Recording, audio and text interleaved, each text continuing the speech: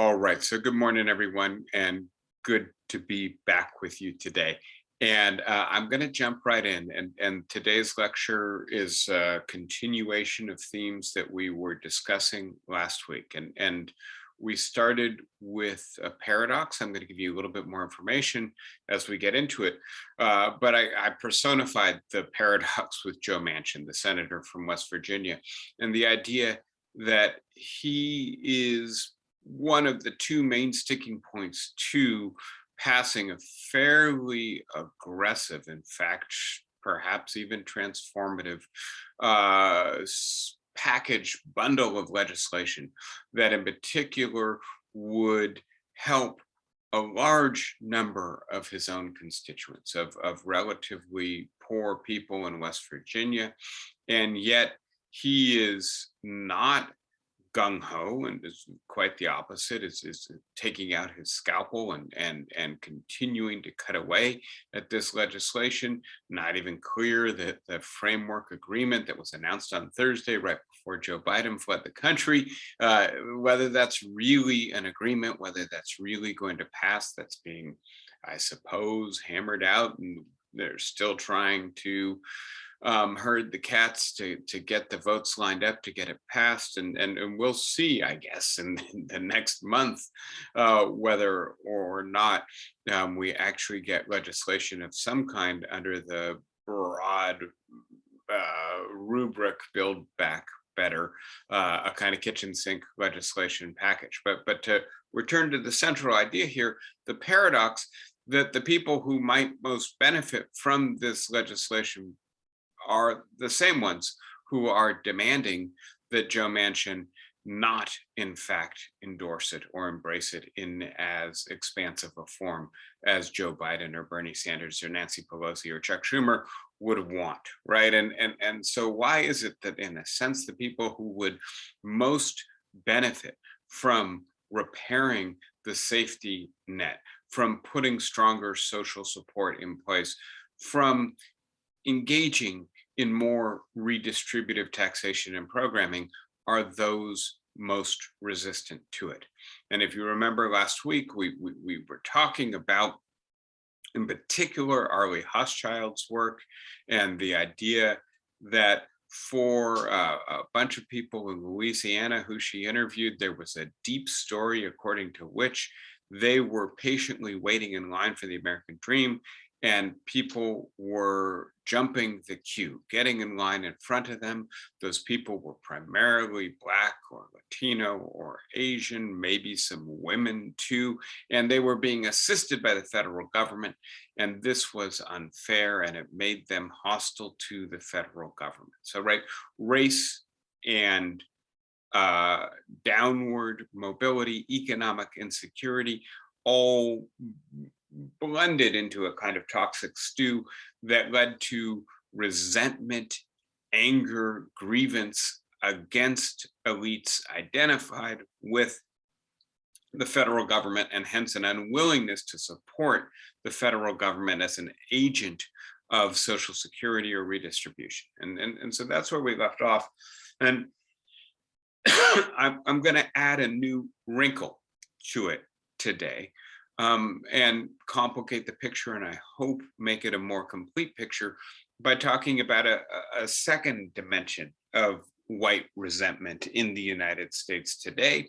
And to be clear, obviously, I'm not trying to paint with such a broad brush that I think that all white people are engaged in this, or all white working class people, or all white Southerners, etc. I have to be as clear as possible about that. But having said that, this does seem to be a substantial portion of white people today who give the Republican Party the vast bulk of their votes, and who vote consistently for a smaller, less active, less regulatory, less redistributive federal government, right?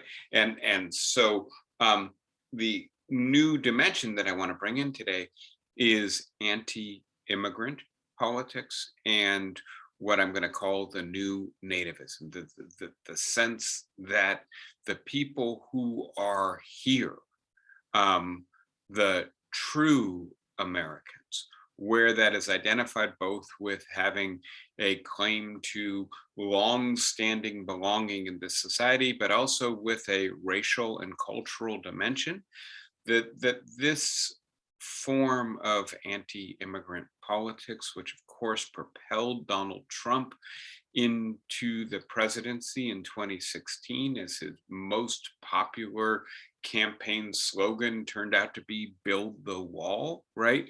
That this form of what I'm going to call nativist politics is a resurgence, a resurrection of a often present strand in American politics. And so getting clear about its history, but also about the current social conditions that seem to be triggering its reactivation is the purpose of the lecture today. Having said all of that, I want to start by refreshing our memories in terms of where the broader question of this lecture and the previous couple lectures come from. And we start with the observation that the prediction is that the pandemic and the economic disruption and dislocation that it caused should have driven poverty rates up substantially, right? And so that's what this diagram shows. As unemployment goes up, so too does poverty for all groups. And that with the dramatic increase in unemployment that was caused by the slowdown in the economy, the really cessation of a wide variety of economic activity, we should have expected, and in fact did see the poverty rate go up quite rapidly. But then we took effective political action, right? And so again, what we see here is that in 2021, as the new legislation passed at the end of 2020 or over the course of 2020, and then again in the early days of the Biden presidency took hold, the rate of poverty went down for all Americans, white, Black, Hispanic, Asian, all age groups, all rural and metropolitan areas, all geography, right? And so this is an indication of the success of the policy that was used to combat poverty. And to put that success in historical context, I think we need to remember that it was in fact 3 times as successful in terms of the reduction of poverty in a single year as any other measures that have been put in place in the last 50 years. And in particular, let me be as clear as possible about this.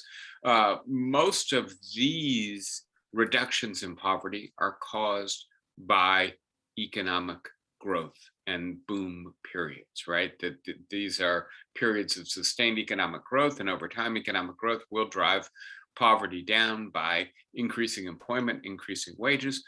But that's not nearly as effective, nearly as significant in its effects as the public policy that was passed in the middle of a pandemic, in the middle of a steep recession.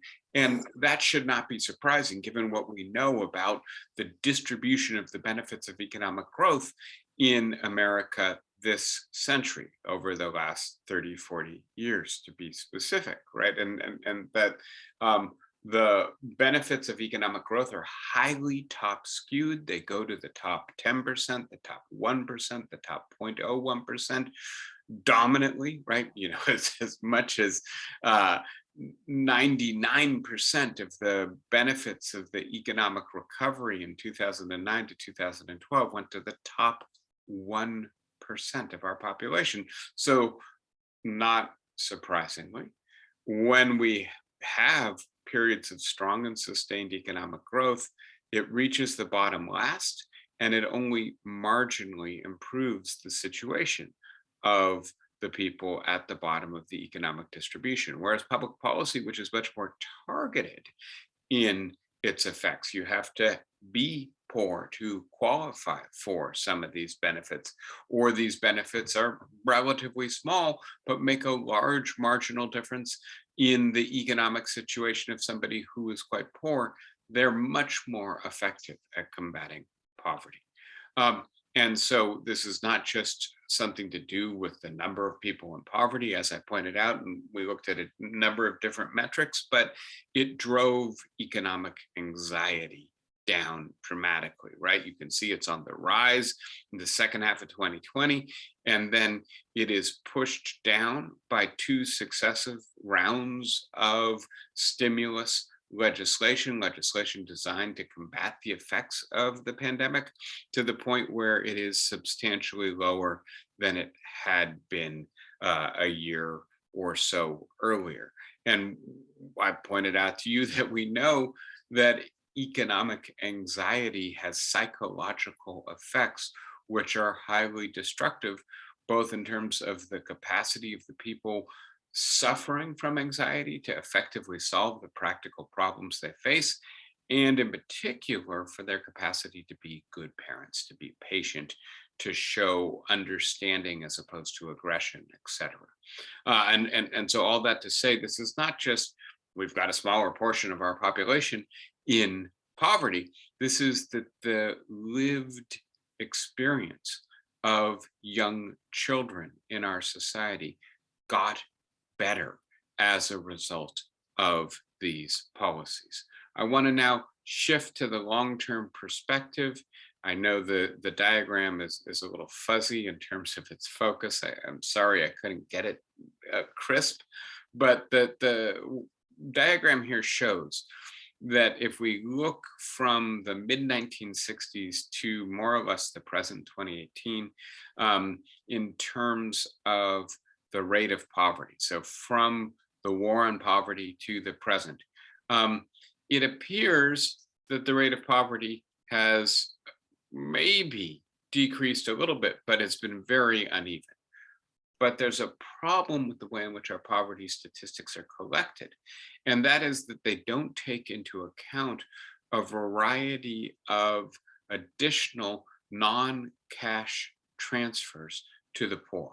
So food stamps or supplemental nutrition assistance program, depending on the period we're talking about, that would be an example, right? It's not bank in your money in your bank account, but what it is a benefit that you can use to purchase groceries, and that then makes it less likely that you're going to suffer hunger or food vulnerability, right? And so if we take those forms of governmental assistance into account, what we can see is that the war on poverty actually was quite effective in reducing the overall proportion of the population in poverty. Another way of looking at this is, right, the number of people who are poor at the onset of the Great Society initiatives, and then poor 40 years later, is that, I'm sorry, 50 years later, has come down, but not dramatically. But if we bring into effect the benefit of non-cash programs, refundable tax credits, and note that the child tax credit has just been increased, or a more accurate way of calculating the cost of living, what we can see is these programs have actually been much more effective than maybe they're given credit for. And so this just reinforces the idea that public policy that is targeted at combating poverty works, and then continues our puzzlement over why it is then that so many poor people seem to oppose legislation that would benefit them. And then the final piece of the puzzle here is that we are certainly not out of the woods. We certainly have not completed the task of protecting people from the economic vulnerability that the pandemic has generated. And so, right, the simple way to put this is, with all of this legislation expiring, we can anticipate that things are going to get worse quickly for many people if we don't do something to bolster their economic situation. And we can see, right, the number of people who are having difficulty covering their usual expenses was pushed down, right, by these measures. But it's starting to come back up, and more importantly, it's still quite high overall. Similarly, if we look at the number of children who are facing either food or housing hardship, it is basically 1 in 3 children in the United States. And so again, although we should celebrate the success of these programs, it doesn't mean we've won the battle. And it certainly seems like it is too early to withdraw this support. And so then that takes us to what's happening in Washington, D.C. right now. And I'm not going to go into the details. We've talked about this before, but what Biden and Congress proposed was an extraordinarily ambitious expansion of federal government with a focus on measures to combat poverty and promote social mobility. And in order to bring on board politicians like Joe Manchin, it has been shrunk in half, right? More than half. It turns out that the pricing of this was off. It was actually more than $4 trillion that was being proposed, and it's been shrunk down to around 1.85 trillion. And who knows if it's done shrinking. Having said that, some of what's important remains for poverty combating. Universal pre-K not only helps younger children, the evidence about the cognitive and psychological benefits of it is pretty clear, but it also helps working parents to be able to go back to work sooner. The extension of the child tax credit, only for another couple of years. But this is the benefit that's giving all Americans $200 to $300 a month, depending upon per child, depending upon the age of the child, right? Is perhaps one of the single most important measures for bringing childhood poverty down in the United States today. Increasing or maintaining the increased subsidies for the Affordable Care Act, and building a substantial portion of affordable housing, all of these would be poverty combating measures. Some point in a later lecture, we will come back and talk about these features in more detail, as well as the climate change measures as we get ready for the Glasgow conference, which will be starting next week. But today I want to focus on the fact that the best shot it seems we have at not letting the people who are vulnerable succumb to that vulnerability, not as a society failing in the middle of a pandemic to continue to combat poverty, does have to do with the Build Back Better bill in front of Congress right now. It's not going to do everything that we've done over the last year, but it is certainly better than simply letting all that legislation lapse.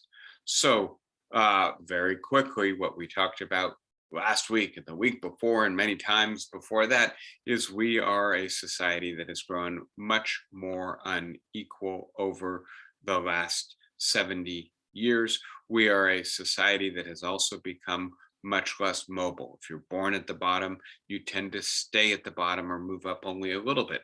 If you're born at the top, your prospects for remaining at the high end of the income distribution are very good. And we see, right, a decline in what workers get in terms of a share of the overall economy that is associated with a decline in the power of unions, the rate of unionization in the United States and many other countries. It is associated with globalization and automation, things that are increasing wage competition, decreasing the need for workers, driving wages down. It is also associated with concentrated corporate power, which is driving profits up and then driving wages down, right? And so we add to that finally that our taxes are less progressive, more regressive, more advantageous for the rich. And right, this diagram combines all taxes paid by Americans and shows, right, that the top 50% pay more than the richest people. I'm sorry, the bottom 50% pay more than the richest people in our society. We have an atmosphere in which, the old saw, the rich are getting richer, the poor are getting poorer, is clearly true. That's true whether we think about it in terms of income or think about it in terms of wealth. And I suggested to you as a first takeaway, this is driving mistrust and resentment against elites, against corporations, against the federal government and elected officials, and creating a meaner form of politics in our society in which people give vent to their resentment by voting for politicians who are willing to identify a scapegoat, someone to blame, and to indicate that this is not the fault of their constituents. We looked a little bit then at the field of whiteness studies and this idea that being white for most of American history has carried with it a so-called public and psychological wage, as W.E.B. Du Bois put it, a badge of status, inclusion in citizenship, a package of rights that did not make one rich or give one a fair share necessarily of economic benefits, but at least gave one a secure sense of social standing, and how the erosion of that social standing has compounded the loss of income, mobility, and wealth for white Americans over the last 50, 60 years. Now, in theorizing this, and we looked at the passage from Du Bois's Black Reconstruction in America, we looked at some of the work by David Roediger or Nell Painter, the black-white contrast was in the foreground of our thinking, that to be a free white citizen of the United States meant minimally that one was not vulnerable to slavery, right? But that maximally one got deference from African Americans. One got rights that they did not have, including impunity to inflict violence, intimidation, sexual aggression on African Americans. That was true during the period of slavery, during the period of the Jim Crow South. It was only slowly dismantled during the 1960s, 1970s, with the civil rights struggle and the federal government enforcing national civil rights legislation, particularly on the South, but elsewhere.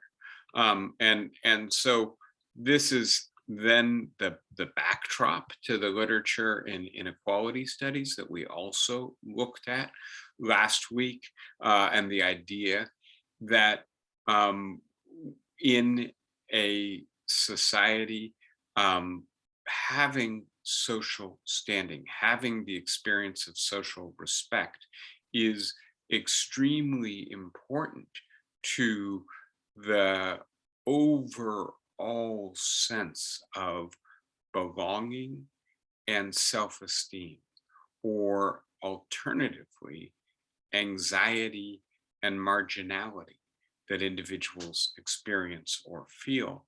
And that as societies become more unequal, as some of the markers of status and standing that were unjust, unfair, racist are removed. One way to put this is the prop to self-esteem was pulled out from under many white working class Americans with civil rights legislation.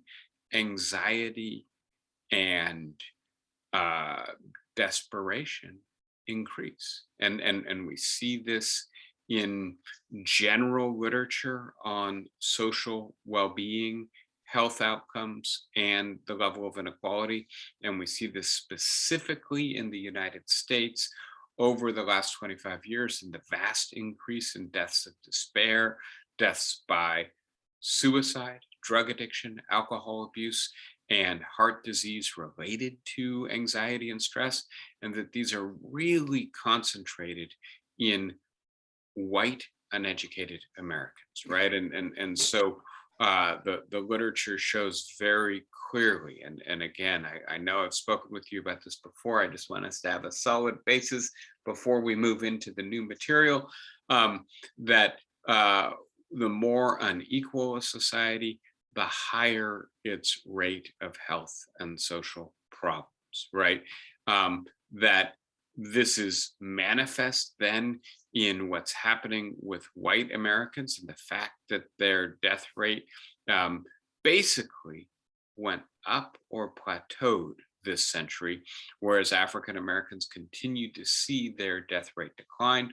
That this indicates that on the one hand, African Americans have seen a boost in their social standing, whereas white Americans have found it more and more difficult to rely on the so-called public and psychological wage of whiteness to compensate for their lack of economic mobility, for their increased exposure to economic vulnerability and precariousness, right? And so this is one story to be told about the politics of resentment, of grievance, of anger, of scapegoating that is roiling American politics today and making it so difficult for legislation that, were it to succeed, might actually undo some of these dynamics. And with this in mind, let me make sure, yes, I want to again just refresh your memory about what we then spoke about last week. And we looked at a wide variety of literature, all of which I would refer to as qualitative or interpretive social science. People who are, generally speaking, not very sympathetic with this kind of backlash of angry white Americans supporting Donald Trump, supporting the Tea Party, attacking the federal government, see this paradox. How can these people support these politicians who pass legislation that in fact benefits only the top 10% or top 1% and does nothing to help them?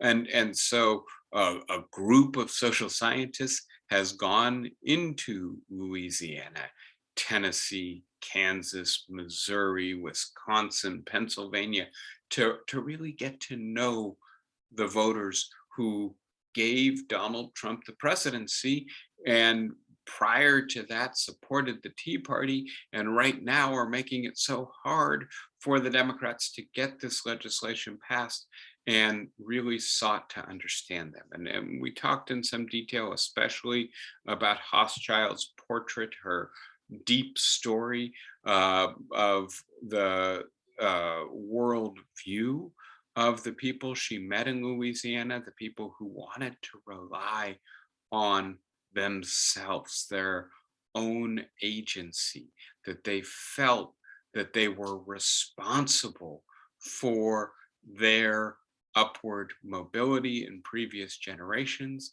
and that the flip side of that is that they now felt they were responsible for their downward mobility.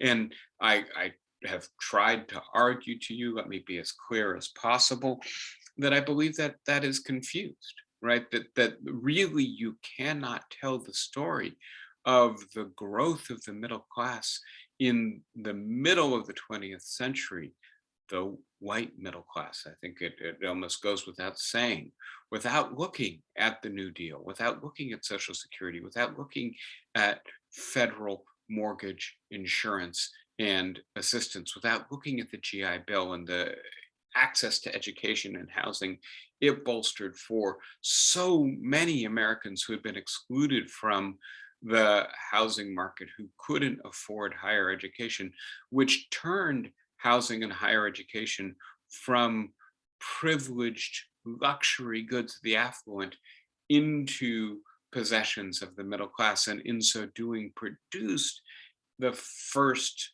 dominantly middle class society perhaps in world history.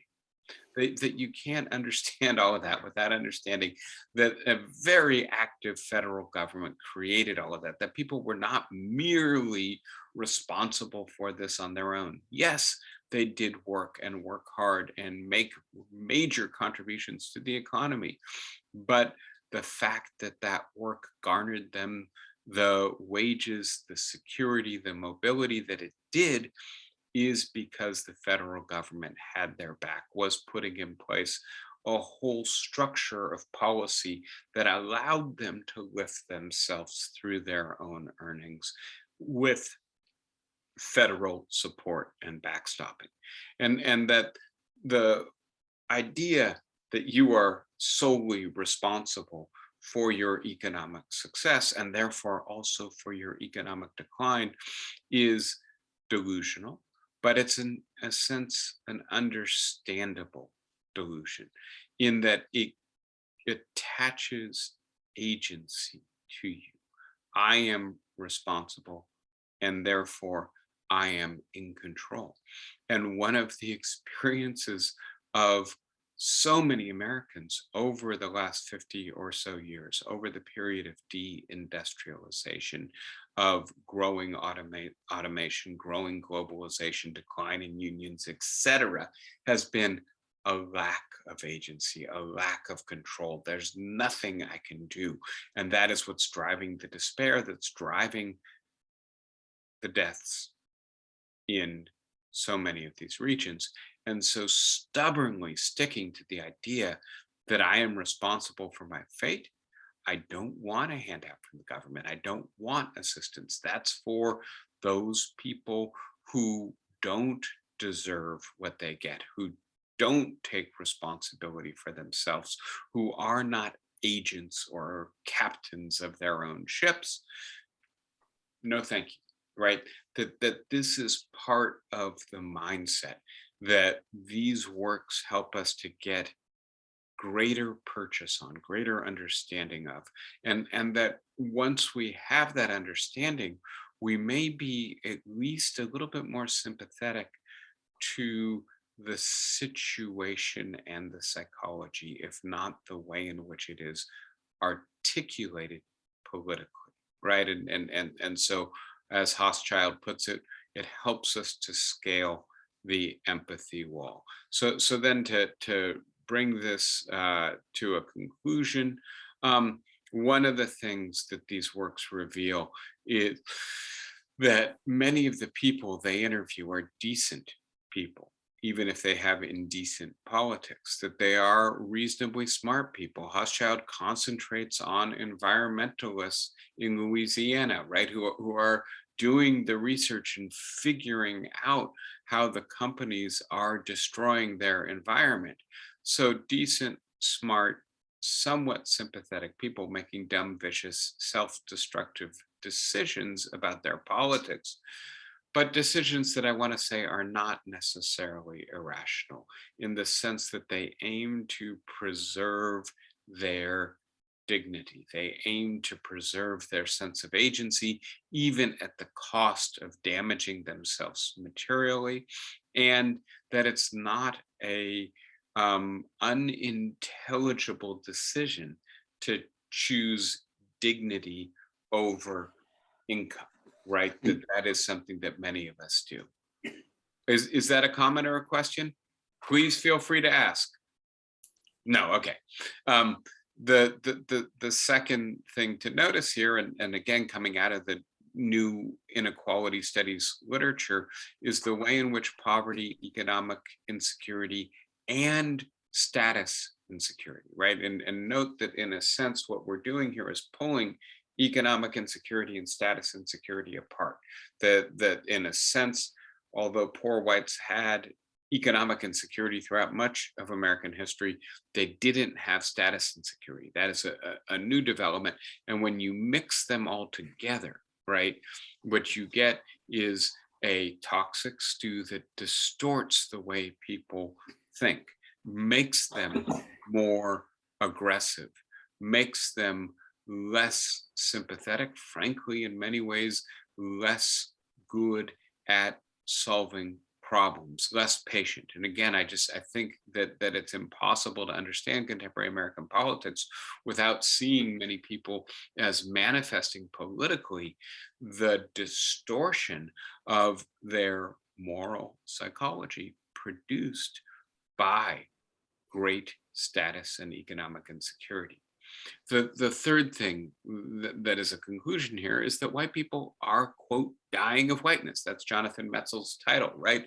And this is in part because they are killing themselves or overdosing on drugs. It's in part also because of the policies they support, which are self-destructive policies, which make it much easier to get the guns that they're then turning on themselves, much more difficult to get the health care which would save them, much more difficult to regulate the industries that are polluting their air and ultimately killing them with cancer, right? And so although we might be critical of their political expression, of their underlying psychology, I think we also have to have some sympathy for it as well. So this then leads us to have I hope, more complete understanding of the politics of white resentment and how it has spread. This is one of Jonathan Metzl's themes, that it spread from the South and the Rust Belt to the nation as a whole and has become one of the most potent forces in American politics today. It is why Donald Trump seems to have an unbreakable grip on the Republican Party, because politicians who don't give vent to this resentment are not seen as credible, not seen as getting the situation of their voters. And Trump seems at this point to have a monopoly of credibility as someone who expresses the politics of resentment. The Republican Party has become the vehicle for the expression of white resentment and racial antagonism, and this has legitimated this kind of politics, right? This is a kind of politics that, as recently as the presidential campaigns of John McCain and Mitt Romney, was seen as illegitimate, as taboo, as a bridge too far. And yet, over the last 5 or so years, it has become mainstream. It has moved from the fringes through the Tea Party to Donald Trump to the presidency, right? And so part of the legitimation of the politics that white status insecurity generates is dependent upon the idea that an entire political party, one of our two main political parties, now sees this as a completely allowed form of politics.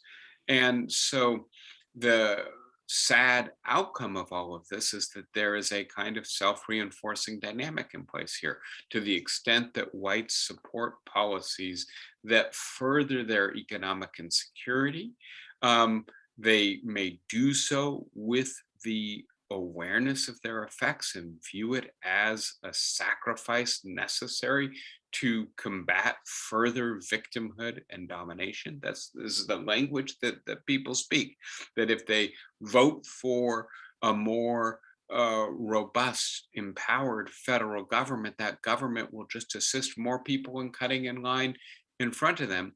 But the result is that we don't have policies in place that would address the root cause of white insecurity, which is in economic insecurity, in the incapacity to see cooperative politics, positive sum politics, working together with other people who are economically disadvantaged by the structural changes in our economy and society. Working with these people means working with Black people, working with Latinos, working with Asians, would actually address the situation, but it doesn't seem to be an avenue open. And so let me, I'm sorry, not go into this level of detail, which I think we really did cover last week. But the idea here is that we now can go into a further perspective on this. And this is what I'm going to call the new nativism. And I want to start by putting it in historical perspective. And so to do this, I want to draw on a wide body of literature. The book that I find to be it's highly theorized, very academic, but also very useful in synthesizing this literature is a short little book published just this year by Christina Beltrain at NYU. And you'll see actually many of these authors are at NYU. And you're going to see, I'm going to focus more on the new nativism and the attack on Latinos or Latinx people, on immigration, less on Asians. And that's not to diminish the anti-Asian strain in American politics today, but because I just find the literature on the anti-Mexican, anti-Latino immigrant politics to be a little bit more robust, a little bit older, a little bit better developed. And so Christina Beltrain's book, Cruelty as Citizenship: How Migrant Suffering Sustains White Democracy, I think is a very useful synthetic introduction to this literature. She's a political theorist at NYU. Many of the people writing on this, you'll notice, are at NYU. And in addition to Beltrain's work, Laura Gomez, I've got two of her books here. She's a professor at UCLA Law School, Inventing Latinos, New Story of American Racism. And Gomez is very sensitive to the idea that in the 1850s, with the Mexican cessation, right, the capturing in the Mexican-American War of all that territory, the incorporation of Texas and California, New Mexico, Arizona, Utah, et cetera, into the United States, we were in this peculiar position where the group that we now call Latinos, it's a relatively new designation. At the time, we primarily referred to them as Mexican, were categorized as white legally, but socially definitely not seen as white. And then Lee Babu's work, Whiteness on the Border, Mapping US Racial Imaginations in Brown and White, I think is very good at looking at contemporary border politics. The other book by Laura Gomez, the earlier book, Manifest Destinies, The Making of the Mexican-American Race, again, I think a very important legal history. One of the things we see in Gomez's research is how immigration categories that often took the form of quotas, how many people can be brought into the country, how many of them are eligible for citizenship, how many of them are given temporary work visas, et cetera, really shaped our understanding of race, that the law in a sense preceded and gave us the categorical scaffolding with which we then came to think about race. A book that I find really stimulating, interesting, and important, Greg Grandin, also of NYU, The End of Myth. And it's a book about the frontier, from the frontier to the border wall in the mind of America. It's about the myth of the frontier.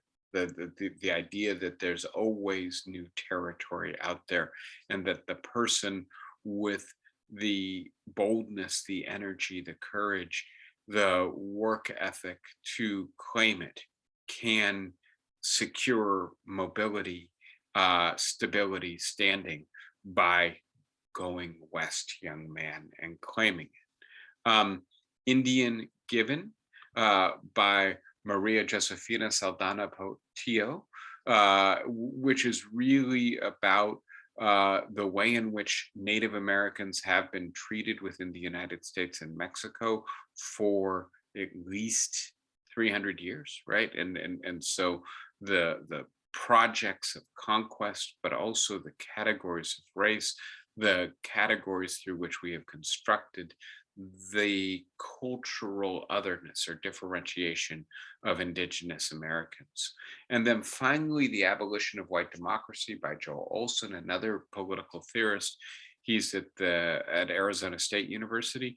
Um, and the idea here that comes out of Du Bois, and I think on the other hand that this literature complicates, is how important the contrast between white and black, or white and Latino, or white and Asian has been to the way in which we think American citizenship. So with that little introduction to the most recent addition to my bookcase in view, let me just point out to you some of the basic demographic background. And this is stuff we've talked about together before.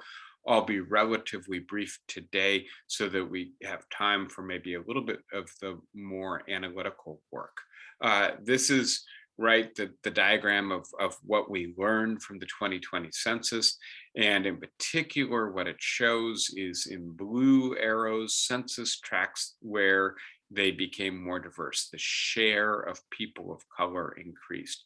And if you look closely, you can just make out a few red arrows on this diagram as well. They're outnumbered 1,000 to 1, roughly speaking, and they're relatively geographically concentrated. Those are the relatively rare areas in the United States where the share of white population increased.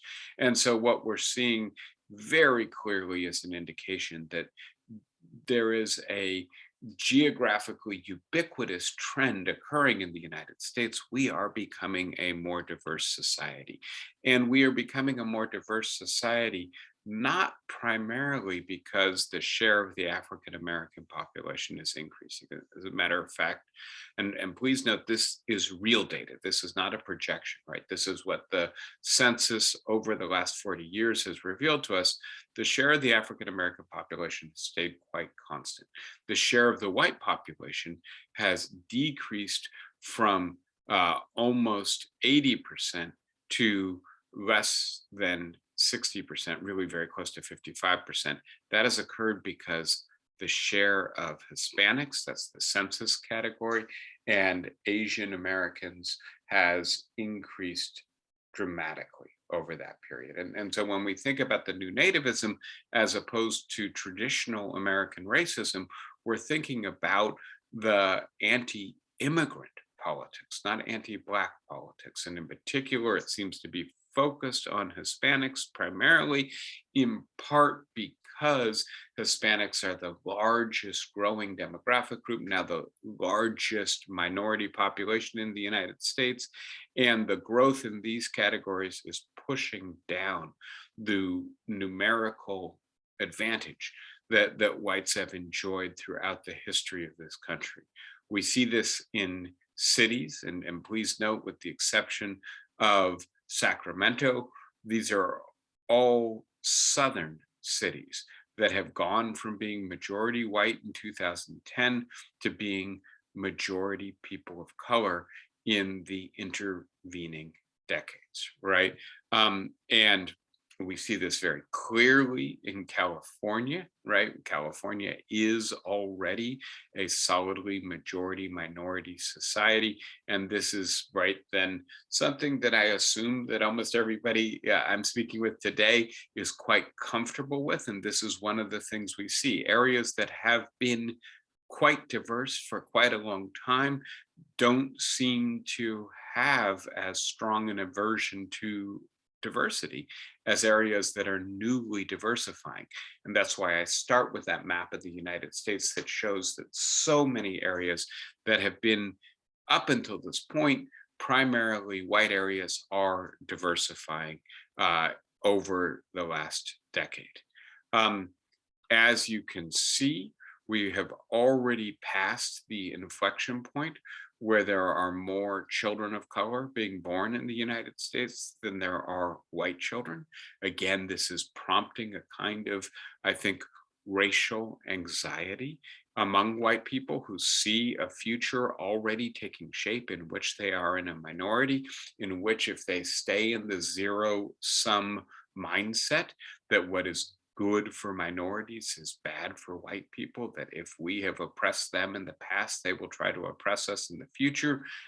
This is then a frightening development. We can see just looking at whites that part of the reason whites are in decline is actually that their death rate has exceeded their birth rate for maybe the last 5 years. This has something to do with those deaths of despair. It also has to do with greater affluence and the fact that it turns out the more affluent people are, the fewer children they tend to have. They delay child rearing till later in life, and they don't need to view children as an economic resource to support them in their retirement. They tend to prioritize their careers. They tend sometimes to remain single, etc. So that there are factors pushing the white birth rate down and the white death rate up. Finally, it does have to do with immigration, right? And as you can see, the total share of the US population that is born abroad and immigrates here is higher than it has been really at any point since the beginning of the 20th century. And if the trend continues, it's not entirely clear that it will, then it will be actually higher than it's been at any point in American history, at least since we've been keeping data on this. Finally, I think in terms of these broad trends, another thing to see is that actually Latino or Latinx immigration is declining, Asian immigration is increasing, and the result is that actually now more Asians than Latinos are immigrating to the United States. Please remember that this includes people of Indian and Pakistani or Bangladeshi descent, not just people from Southeast Asia, from China, Korea, Japan, Vietnam, etc. When we look in particular now at the group that it tends to be the primary target of new nativist animosity, what we see is that it's actually slowed, right? And this is one of the things about scapegoats, right? Is they don't actually have to have the properties attributed to them by those who identify them as the threat. And that so the annual growth rate in the Hispanic population in the United States is less than half of what it was 15, 20 years ago, right?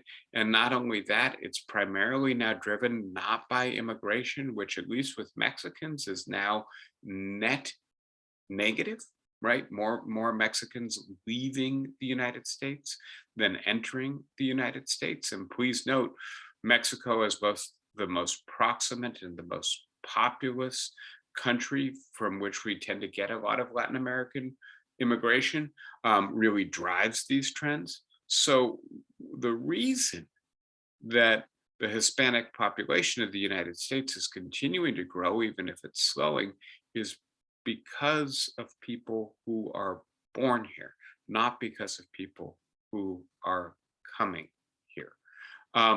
And when we look at one way of thinking about how rapidly people are assimilating, one way to think about this is English used at home? Another way of thinking about it is English spoken proficiently. And this diagram breaks down the people who speak English proficiently in total, right? And that now exceeds those who speak English at home. I'm sorry, speak Spanish at home. This is obviously especially true for US born Latinos, but it's actually on the uptick as well for foreign born Latinos. When we look one more kind of relevant rubric for measuring the degree of assimilation or integration of immigrants into American society, we can look at the overall rate of segregation, right? And what we see in metropolitan areas in terms of the breakdown of the population, right, is that the populations have become more diverse. They're approaching 50-50. But then when we look at the rates of segregation, right, the average white resident still lives in an area that is 70% or more white. That's not as segregated as it was 20 years ago, but it's still quite segregated. Black residents still very segregated, right? Living in areas that are 50 to 40% Black. Latino residents living in areas that are around 50% Latinos. Asians are the best integrated among our racial pentagram.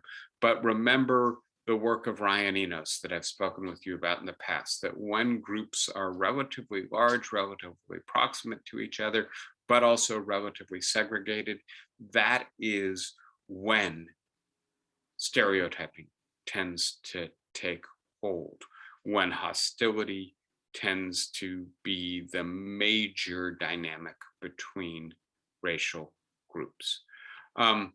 If we look at the segregation in more detailed ways, and in particular, white areas, white segregation, right? What we see is, you know, on the one hand, whites are 30% of the overall population of Los Angeles, but whites tend to live in areas that are more than 50% white.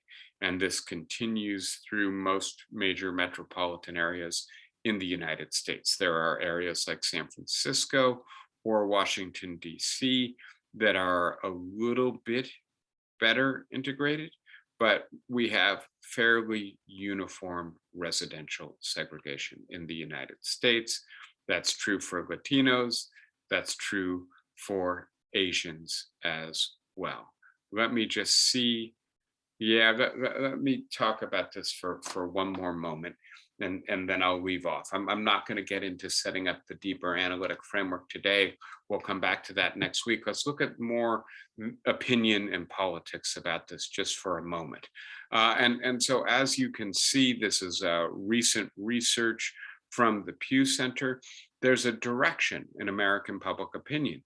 And it's not uniform, but generally speaking, the number of people who say that ethnic diversity is a good thing has increased. The number of people who say that it's a bad thing have decreased. This is obviously especially true for Democrats, where we're up to nearly 40% saying it's a good thing, almost 60% saying they're indifferent to it, and then a very small minority, 4%, saying that increased diversity is a bad thing. We see really the opposite for Republicans, right? Which is to say fewer than 10% say it's a good thing, but note the trend with Republicans in terms of saying it's a bad thing.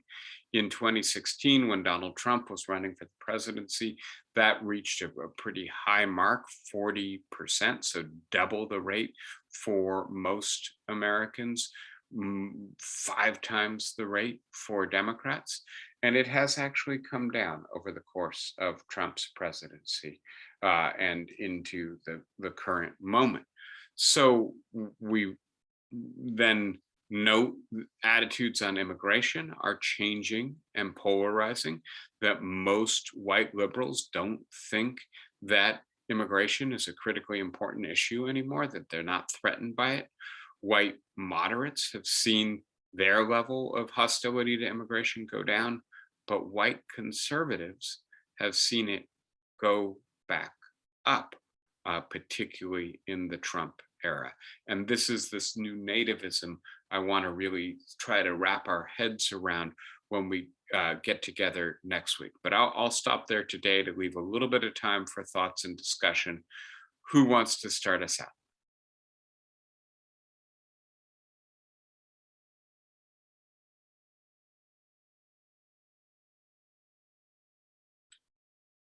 Was this all pretty familiar already?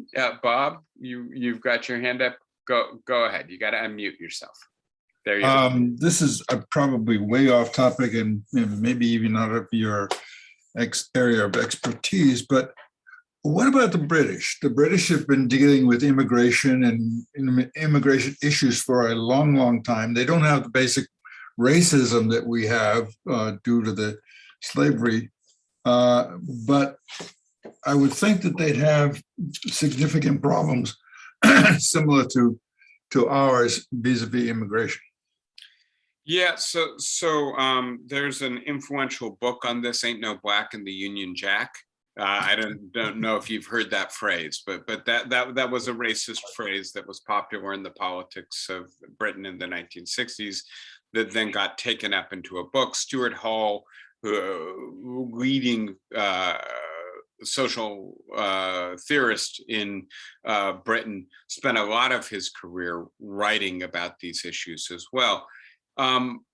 So two things. First of all, yes, there are anti-immigrant politics in Britain. Yes, there is racism in Britain.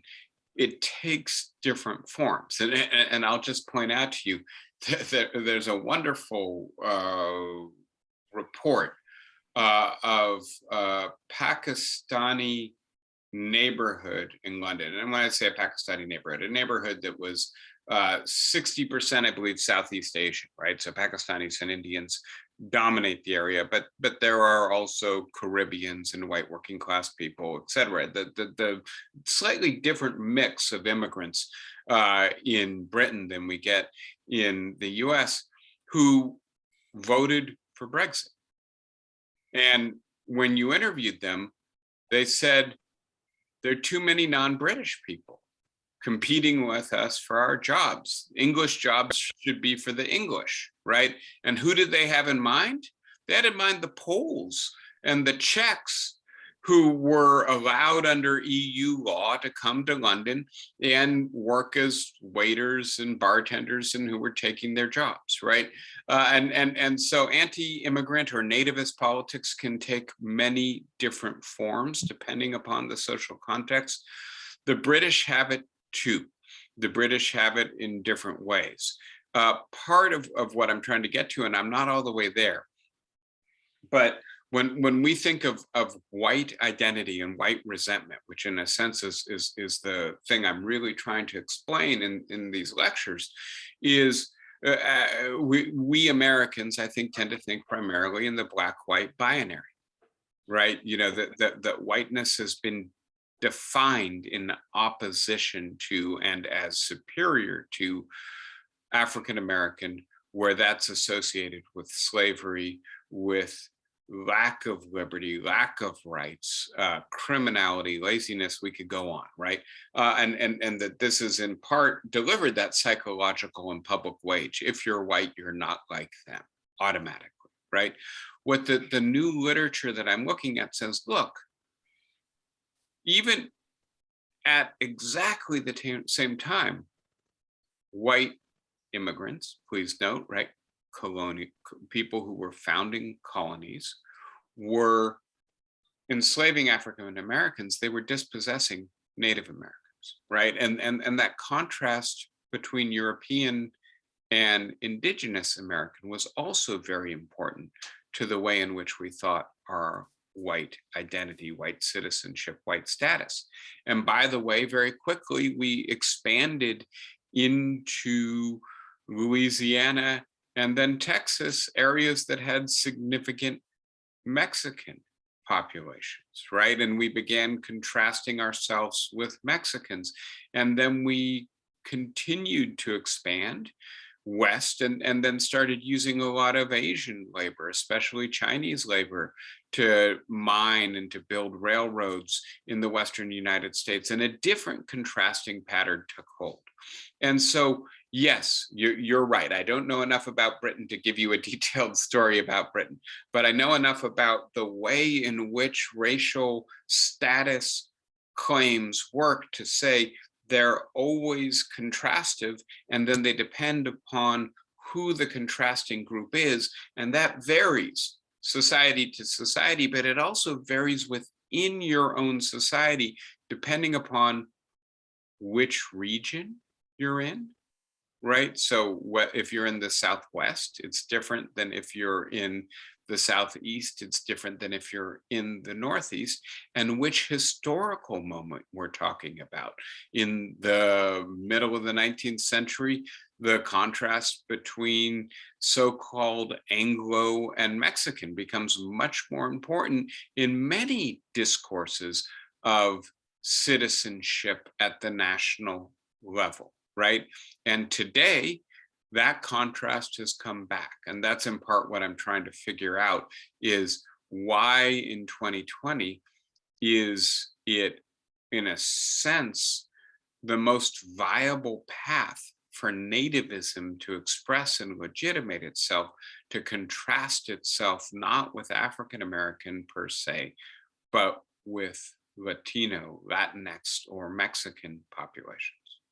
So I know, Bob, I didn't really answer your question, but I hope that's enough to suggest how we might approach that question if we had enough information in common to really start drilling down on. It's okay, gave you a platform. Thanks, Bob. Anybody else with a question or a thought for today?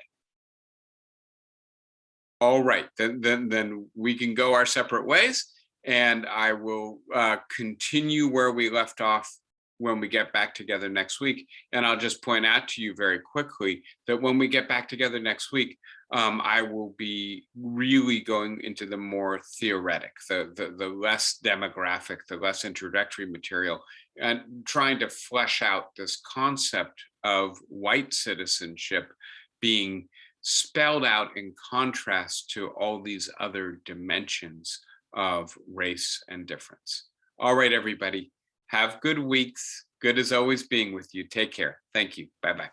Thank you, David. Take care, bye. Bye-bye.